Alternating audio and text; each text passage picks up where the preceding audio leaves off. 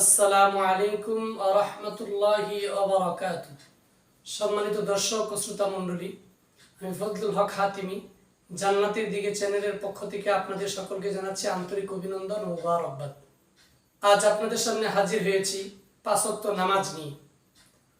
আমরা নিয়মিত পাঁচ ওয়াক্ত নামাজ আদায় করি, কিন্তু কিভাবে আমরা ফরজ নামাজ আদায় করব, কিভাবে সুন্নত নামাজ আদায় করব, কিভাবে নফল নামাজ পড়ব, কিভাবে আমরা বেতেরের নামাজ পড়ব, আমরা প্রত্যেকটাকে আলাদা আলাদাভাবে সংক্ষিপ্ত পরিসরে আলোচনা করব। আমরা সর্বপ্রথম জানব যে নামাজের জন্য কি কি জিনিস জরুরি প্রয়োজন। নামাজের জন্য সর্বপ্রথম বিষয় হচ্ছে আমাকে 4 থেকে 5টি সূরা মুখস্থ করতে হবে। 4 থেকে 5টি সূরা আমার মুখস্থ অবশ্যই থাকতে হবে। দ্বিতীয় নম্বর বিষয় হচ্ছে নামাজের জন্য তাশাহুদ তথা তাহিয়াতু, দুরুদ শরীফ তথা দুরুদ ইব্রাহিম এবং দোয়ায়ে মাসুরা, দোয়ায়ে কুনুত, এই বিষয়গুলো আমার মুখস্থ থাকতে হবে। এবং রুকু সাজদা তাসবিহ তাহলিল এগুলো আমার মুখস্থ করে নিতে হবে।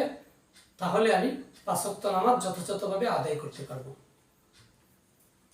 তো সম্মানিত দর্শক, আজ আমরা সর্বপ্রথম জানব এই ভিডিওতে ফরজ নামাজ কিভাবে আদায় করতে হয়।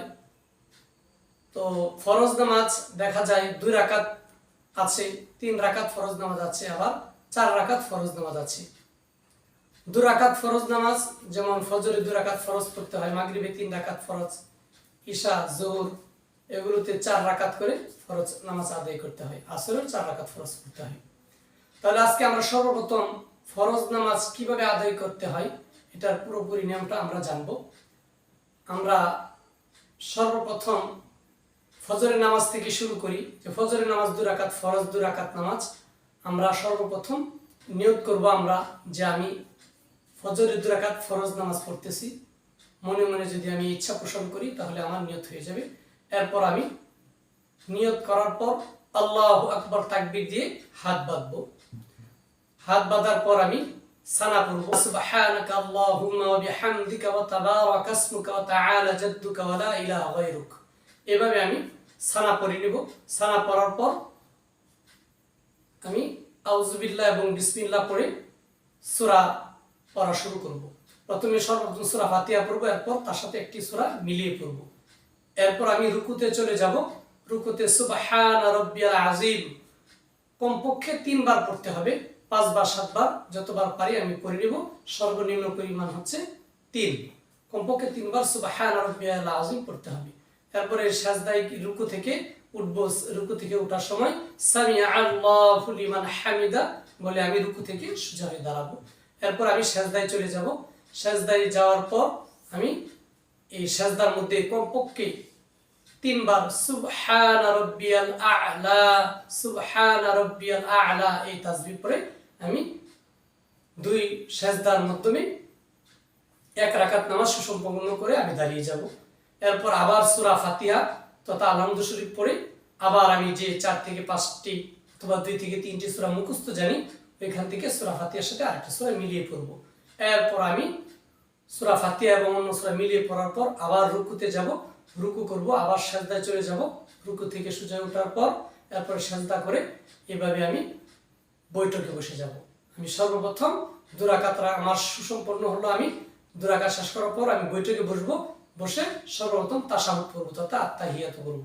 এরপর দুরূদ শরীফ পড়ব, দোয়া মাসুরা পড়ে এরপর আমি ডান কাঁধের দিকে এবং বাম কাঁধের দিকে সালাম ফিরিয়ে দিব।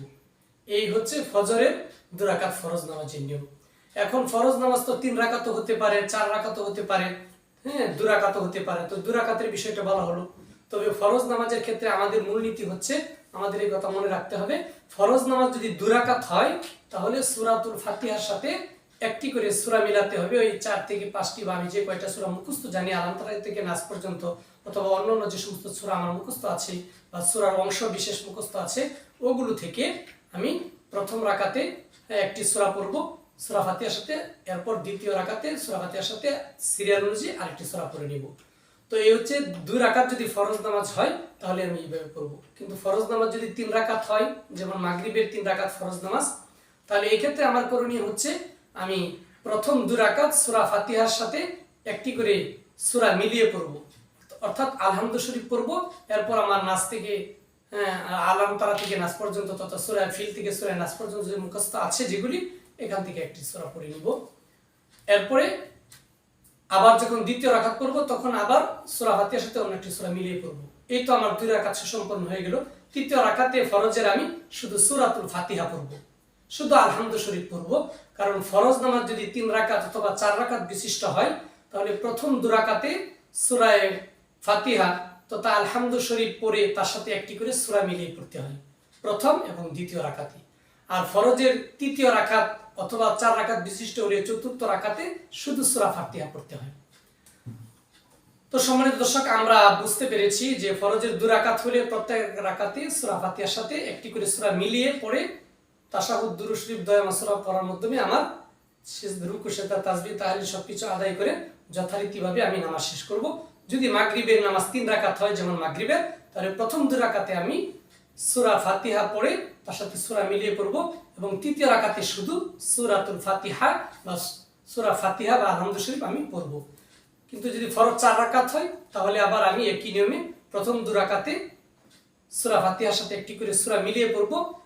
ফরজের তৃতীয় এবং চতুর্থ রাকাত যেমন যোহর এবং আসর এবং এশার নামাজের যে 4 রাকাত ফরজ, প্রথম 2 রাকাতে আমি সূরা ফাতিহার সাথে একটি সূরা মিলিয়ে পড়ব।